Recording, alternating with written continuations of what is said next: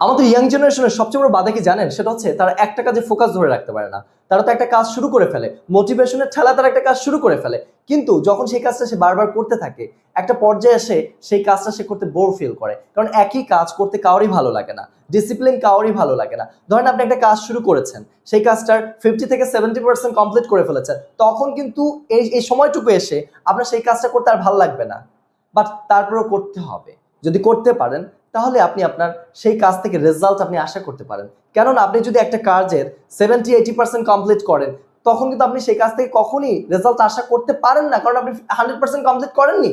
আপনি যখন একটা কাজ 100% কমপ্লিট করবেন, তখন সেই কাজ থেকে আপনি রেজাল্ট আশা করতে পারেন। কিন্তু কেন করতে পারি না? কারণ 70% আসতে আসতে আমাদের আর মোটিভেশন হারিয়ে ফেলি, সেই কাজটা করতে আর ভালো লাগে না। নতুন নতুন অপরচুনিটি আসে, নতুন নতুন কাজ আসে, মনে হয় সেই কাজে আমরা ডাইভার্ট হয়ে যাই। আর যখনই আপনি ডাইভার্ট হয়ে যাবেন, তখন একটু চিন্তা করে দেখবেন তো, ওই কাজটা যে শুরু করতে যাচ্ছেন, ওই কাজটা আপনার আবার জিরো থেকে শুরু করতে হবে। কিন্তু বর্তমানে যে কাজটা করছেন, সেই কাজটা কিন্তু অলরেডি আপনি 70% কমপ্লিট করে ফেলেছেন। যে কাজটা আপনি নতুন শুরু করবেন, সেটা 0% থেকে 70% নিতে হলে আপনাকে অনেক সময় ব্যয় করতে হবে, আপনাকে অনেক এনার্জি ব্যয় করতে হবে, আপনাকে অনেক কষ্ট করতে হবে। তারপরেও যদি আপনার সিউরিটি নাই, আপনি যদি আবার অন্য কাজে ডাইভার্ট হয়ে যান। সো যে কাজটা করছেন সেই কাজের উপর ফোকাস দেন। এখন ফোকাস কিভাবে বিল্ড হবে? ফোকাস ততদিন পর্যন্ত বিল্ড হবে না যতদিন পর্যন্ত আপনার পারপাস ক্লিয়ার না, আপনার গোল ক্লিয়ার না, আপনার ওয়াই ক্লিয়ার না, আপনার রিজন ক্লিয়ার না। আমরা যখন ওয়াই ক্লিয়ার হয়ে যাবে যে আমি এই কাজটা কেন শুরু করেছি, আমি এই কাজটা থেকে কি রেজাল্ট আশা করি, যখন আপনার এই ওয়াইটা ক্লিয়ার হয়ে যাবে, তখন আপনার কাছে হাজারো ডিস্ট্রাকশন আসুক না কেন, হাজারো বাধা আসুক না কেন, হাজারো হাজারো নতুন নতুন অপরচুনিটি আসুক না কেন, আপনি সেই কাজ ছেড়ে যাবেন না। আপনি যদি ডিস্ট্রাক্ট হয়ে কাজ ছেড়ে চলেও যান, আপনি কিন্তু আবারও ব্যাক আসবেন। কেন আসবেন? কারণ আপনার ওয়াই ক্লিয়ার, আপনার পারপাস ক্লিয়ার। হ্যাঁ, মানুষ জাতি ডিস্ট্রাক্টেড হবে এই মডার্ন যুগে, সেটা স্বাভাবিক। আপনি যদি ডিস্ট্রাক্ট না হন, তাহলে আপনি স্বাভাবিক না অস্বাভাবিক?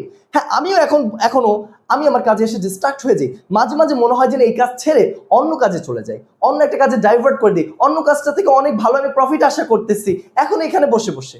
বাট আমি যদি একটা অন্য কাজ শুরু করি, তখন কিন্তু সেই কাজটা আবার জিরো থেকে শুরু করতে হবে।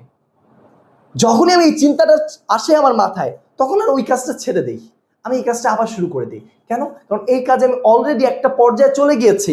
আমি বাকি পর্যায়টুকু যদি কমপ্লিট করতে পারি, এই কাজের থেকে আমি একটা ভালো রেজাল্ট আশা করতে পারি। কিন্তু ওই যে একটা নতুন কাজে যাব, এটা থেকে কিন্তু কখনো আমি গ্যারান্টি সহকারে বলতে পারি না যে ওখান থেকে আমি রেজাল্ট আশা করতে পারি।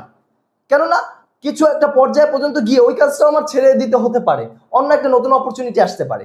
সো আমাদের ইয়াং জেনারেশনের এই প্রবলেমটা হয় যে আমরা মাল্টিপল সেক্টরে ঝাঁপ দেওয়ার চেষ্টা করি, বাট আমাদের উচিত একটা কাজে ফোকাস দিয়ে সেই কাজটাকে ভালোভাবে করে সেইটার উপর মাস্টার হয়ে যাওয়া, যাতে করে আপনার থেকে দক্ষ ব্যক্তি সেই সেক্টরে আর কেউ না থাকে। আপনাকে এতটা বেশি ট্রেন আপ করতে হবে। এটা তখনই পসিবল যখন আপনার পারপাস ক্লিয়ার, আপনার ওয়াই ক্লিয়ার, আপনি কেন এই পৃথিবীতে এসেছেন, আপনার কি কাজ করতে হবে, আপনার এই পৃথিবীতে ভূমিকাটা কি।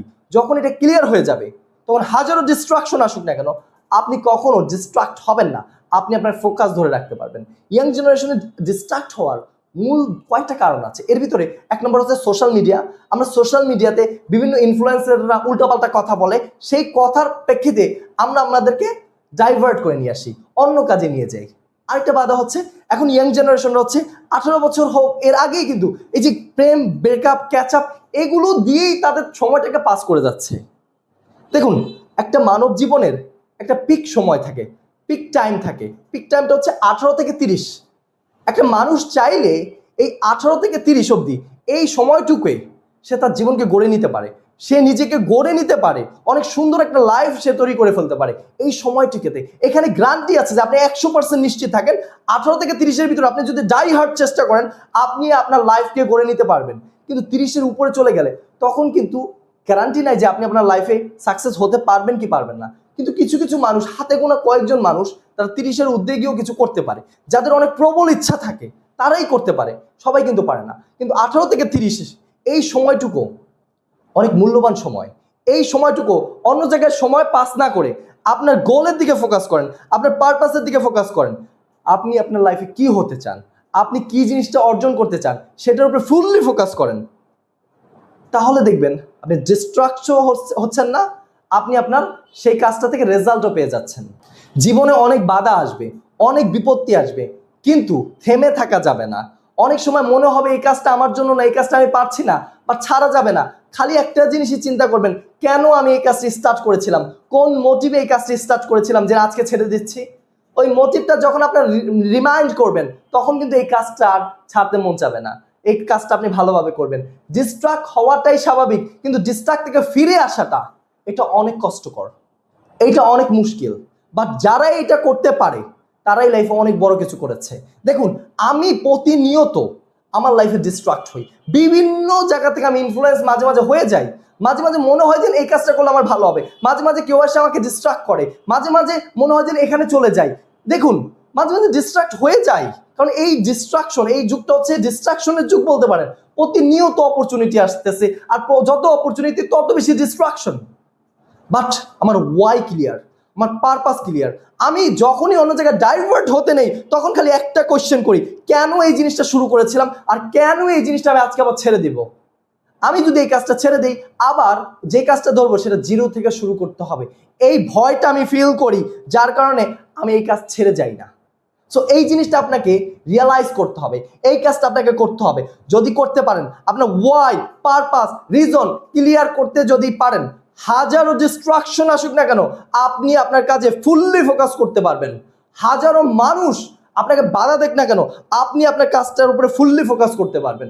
সো ওয়াই ক্লিয়ার করুন, পারপাস ক্লিয়ার করুন, কেন এই কাজটি স্টার্ট করেছিলেন, আপনি কি চান এই কাজটা থেকে। এটা যখন আপনি রিয়েলাইজ করবেন, হাজারো বাধা আসলেও আপনি সেখান থেকে ডিস্ট্রাক্ট হবেন না।